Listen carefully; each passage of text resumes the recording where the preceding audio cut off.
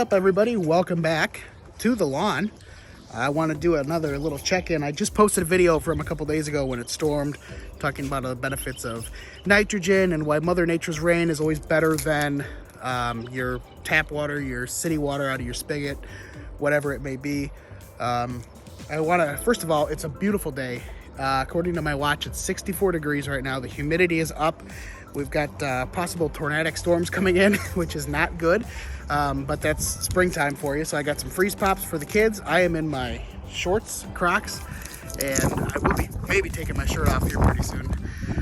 But I just want to take a minute to talk about something. We were, my kid's on spring break, so I took off work today to watch him. And we went with my neighbors across the street and went over to Dunkin' Donuts and had breakfast together. And while we were sitting there talking, she was like, "Hey, my lawn looks really terrible. I think it's dead." And her husband, Zach, told me, "Why don't you do a video on everything you just explained?" So here's what I explained. Is that you have to sometimes play lawn detective.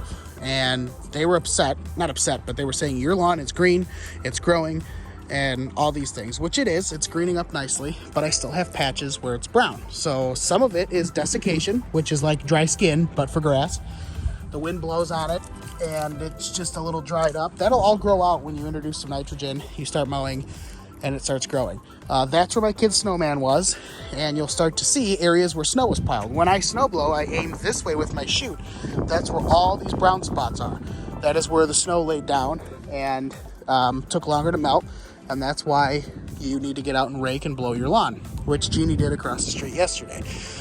So there's also a distinct line there from where I blow with the snowblower.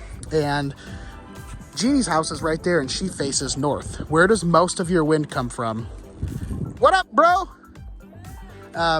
Oliver Twist Toys, subscribe. Where does most of the wind blow from in the wintertime? The north. So my house is shielding the wind from my lawn because I face south. So the wind is kind of coming up and over and going that way. I also get more sun. I get the morning sun and the sun all throughout the day and a little bit of evening sun.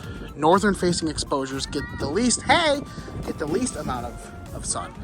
So part of Jeannie's issue over here is she got desiccated more because we had less snow cover this year. Oh, look at this. The city's coming by. And I'm trying to shoot a YouTubes.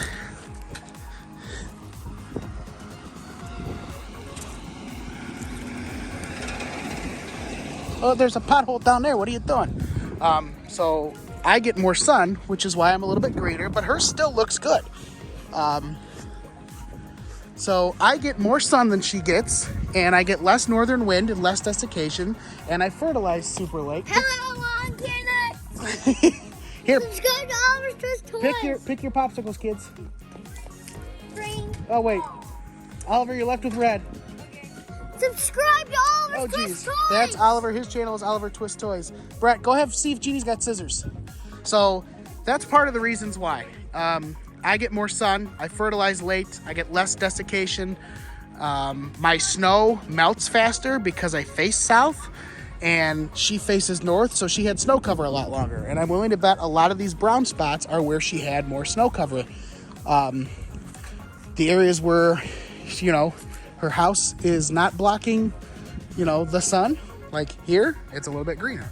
So I just want everybody to, the moral of the story is to just relax, trust the process, and know that different species green up faster than others. Your fescue may green up faster than your KBG or whatever the order is. So different grass types green up faster, some take longer, and every yard is different. So what I'm saying is just relax. Relax and trust Mother Nature and do something in the lawn, even if it's wrong, and we'll see you.